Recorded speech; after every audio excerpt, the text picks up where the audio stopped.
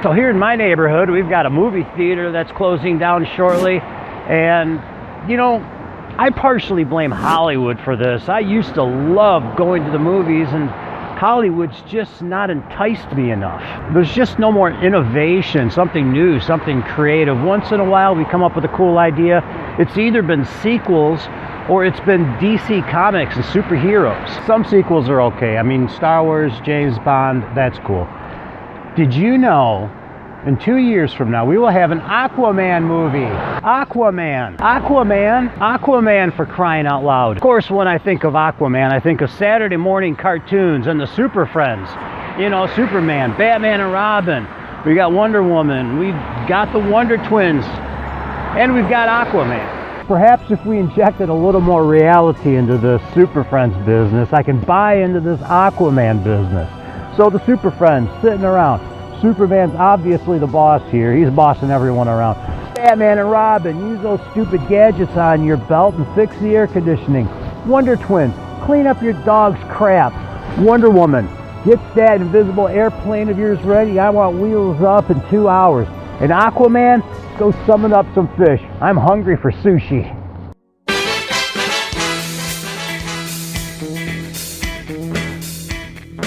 In this episode, we're going to catch up with Michael Mode when we chatted with him at the tourism conference last week.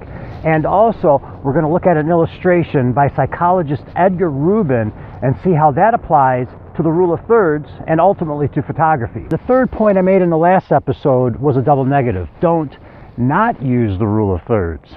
If you haven't seen the previous episode, I'll link to it down below. I recommend stopping now, going back, check it out, and then come back to this one. The infamous Edgar Rubin illustration. The great psychologist Edgar Rubin, you've probably never heard of, but I know you've seen this illustration before, probably in the 4th grade when we were learning about something as simple as an optical illusion. We're not sure if we see a vase or two faces. What's happening here is that two subjects are given equal space, and we're not sure what we're supposed to look at.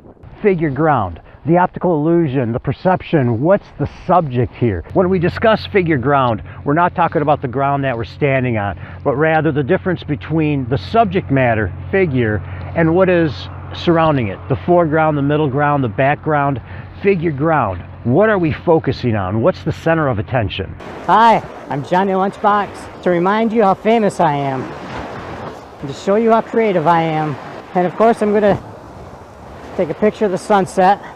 But I'm creative.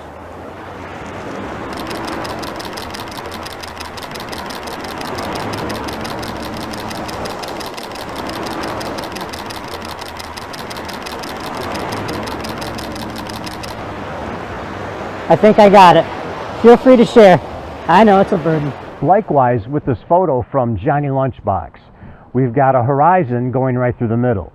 So we are demonstrating here the sky and the water, the equivalent of what is a vase and two faces. What's the star attraction here? Of course it's a sunset, but we're throwing everything off with the sunset with the ray of light going right down the middle also. It may seem somewhat counterintuitive to be discussing psychology and science and math when we're talking about something as creative as the arts, and especially in photography. Let's add a little bit of balance to this and talk about some innovation and creativity with Michael Mode. We met up with him last week at the tourism conference. Michael Mode, he is a speaker, he's a magician, he's a consultant, and he has a lot of great things to say about innovation and creativity. So let's chat with him right now about that topic. Sure. How do we innovate? Well, I innovate. I always like to say that the shortest answer on how to innovate is to stay curious.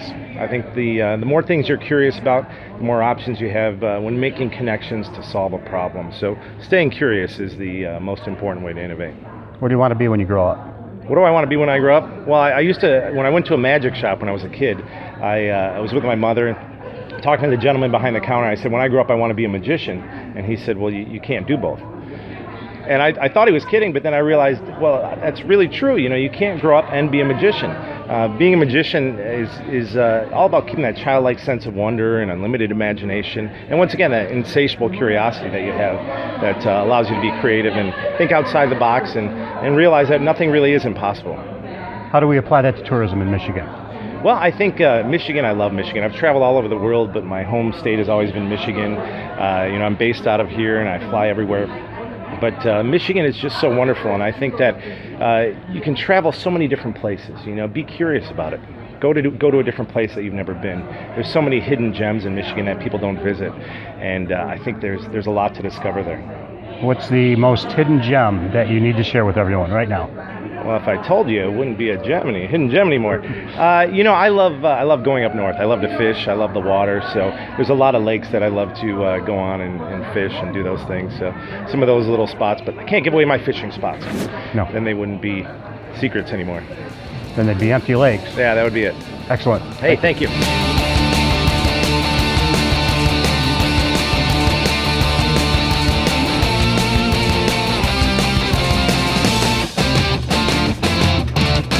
Easily, there's three things here we can take away from what Michael is just saying. First off, don't grow up, or at the very least, stay in tune with your inner child. Secondly, stay curious. And third, always explore. Now, something clever Michael did do here that you may not have noticed is that while he was chatting with us, he did something that was called using words and sentences. He was obeying some basic grammatical rules that we learned back in the 4th grade. He used subjects and he used verbs. Subject, verbs, what? What are we doing here? Yes, we're bringing it around full circle. Subject and verbs. Yeah, just like Edgar Rubin's illustration, figure, ground, a subject, all within the context of the foreground and the background. You know, I'm all about messing things up a little bit. Let's throw another wrench in this thing because I'm all about balance here. Henry Ford did not invent the automobile. He did not invent the assembly line. But what he did do is take two completely separate ideas and marry them.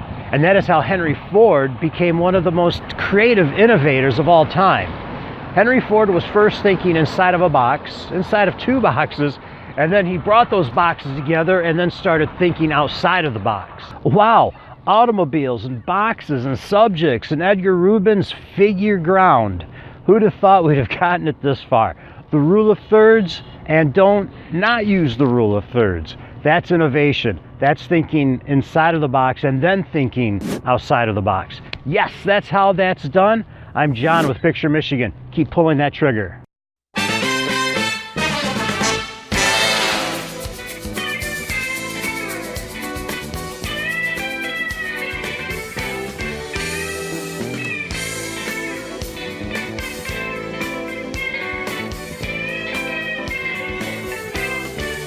Here we are after the closing credits. There are no outtakes. Frankly, this one went flawlessly.